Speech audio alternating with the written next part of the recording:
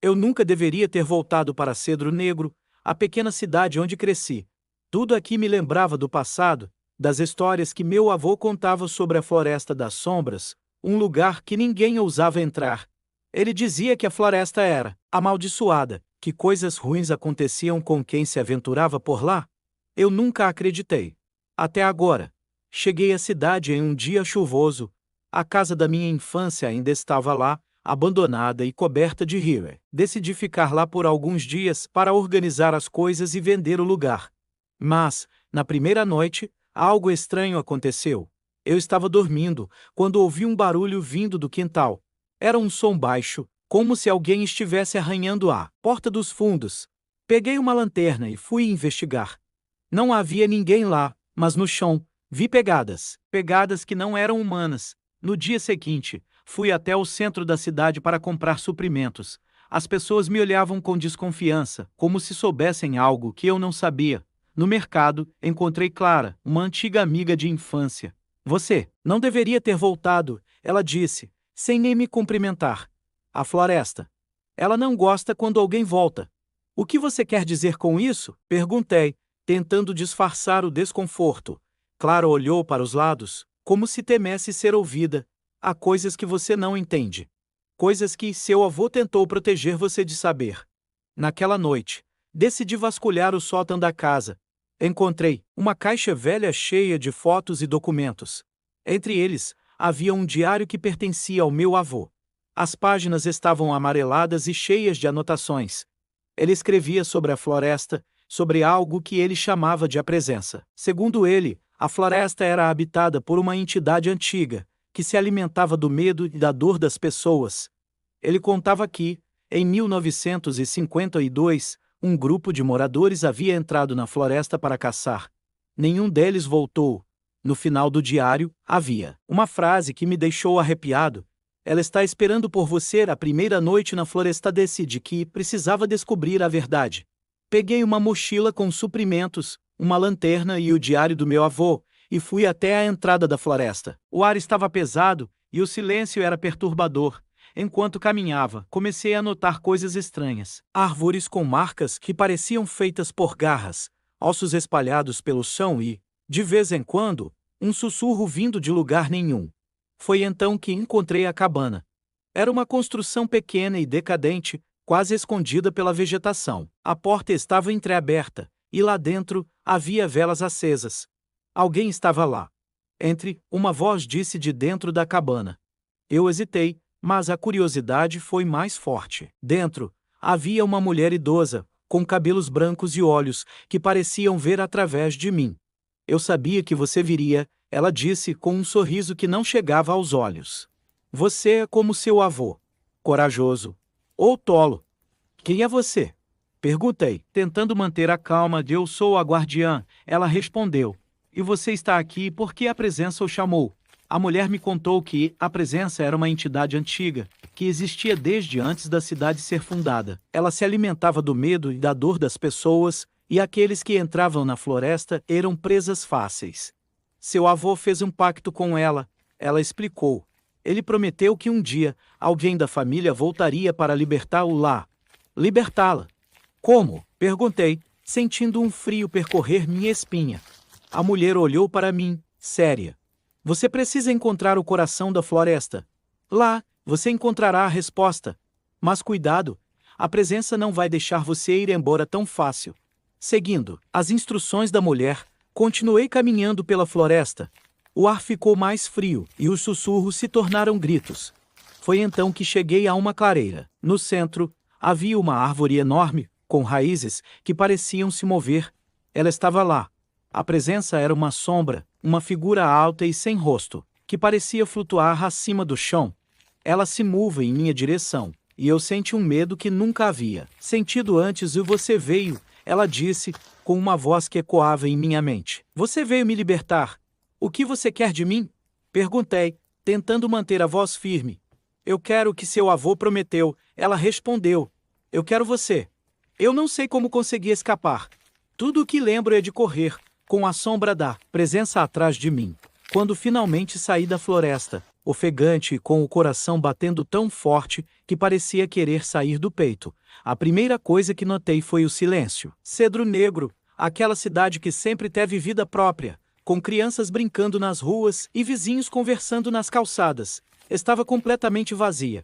Nenhum carro passava, nenhuma luz estava acesa, nenhum som de vida humana. Apenas o vento frio que soprava entre as casas, arrastando folhas secas pelo chão.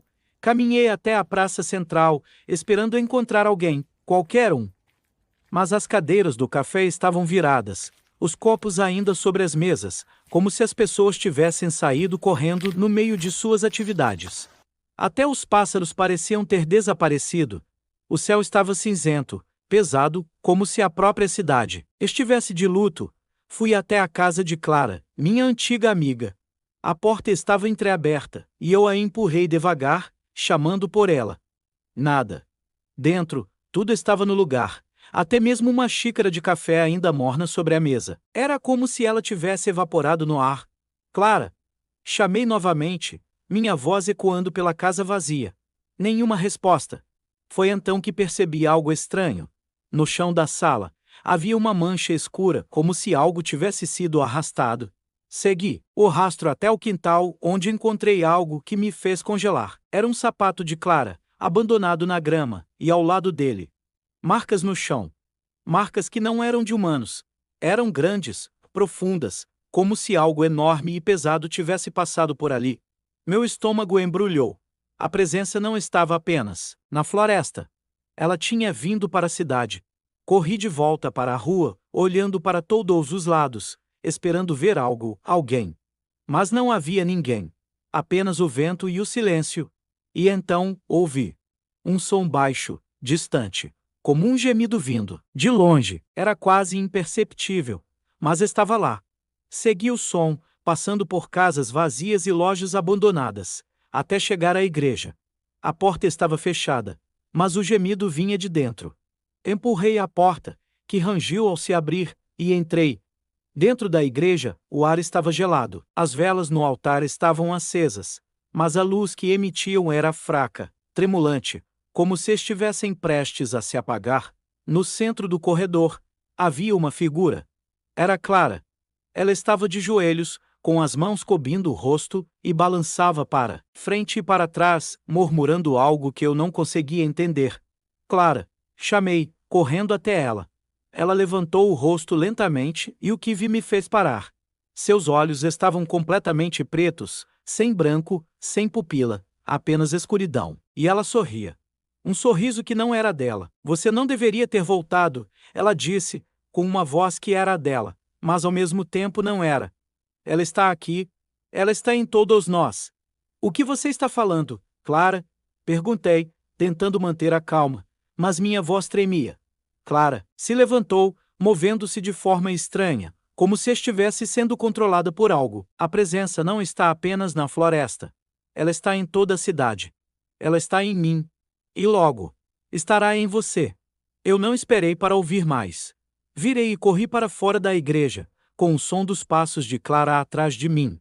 Ela ria, uma risada que ecoava pelas ruas vazias, enquanto eu corria sem saber para onde ir. Cheguei à minha casa e tranquei todas as portas e janelas. Mas eu sabia que isso não ia adiantar. A presença não era algo que pudesse ser contido por trancas e fechaduras. Ela estava em toda parte. Peguei o diário do meu avô e comecei a folhear as páginas freneticamente, procurando por algo, qualquer coisa que pudesse me ajudar. Foi então que encontrei uma página que não havia visto antes. Era um desenho de um símbolo, com uma nota escrita à mão. O selo que a contém. Meu avô havia tentado criar um selo para prender a presença, mas nunca conseguiu completá-lo. Ele escreveu que o selo precisava ser feito com sangue, mas não qualquer sangue. Sangue de alguém que tivesse enfrentado a presença e sobrevivido. Ouvi um barulho vindo do quintal. Era Clara, ou o que restava dela. Ela estava batendo na porta, com uma força desumana, e eu sabia que não tinha muito tempo. Peguei uma faca e cortei minha mão, deixando o sangue escorrer sobre o símbolo que meu avô havia desenhado. Foi então que senti uma presença ao meu redor, como se o ar tivesse ficado mais pesado. A presença estava lá, dentro da minha casa. Você não pode me prender, ela sussurrou com uma voz que vinha de todos os lados. Eu sou parte de você agora. Você não vai me pegar, eu disse, com uma determinação que nem sabia que tinha. Eu vou te prender, como meu avô tentou fazer. Coloquei a mão ensanguentada sobre o símbolo e recitei as palavras que meu avô havia escrito. A presença gritou, um som que parecia vir do fundo da terra, e então, silêncio. Quando abri os olhos, a casa estava quieta. Clara não estava mais batendo na porta, e a presença havia desaparecido. Mas eu sabia que isso não era o fim. O celo que eu havia criado era frágil, e a presença ainda estava lá, esperando. Desde então, eu vivo com medo. A cidade está vazia, e eu sou o único que resta. Mas eu sei que, um dia, a presença vai voltar. E quando isso acontecer, eu preciso estar pronto. E você, o que faria no meu lugar? Acha que eu deveria ter enfrentado a presença de outra forma? Comente suas teorias e vamos juntos desvendar o que mais a Floresta das Sombras pode esconder.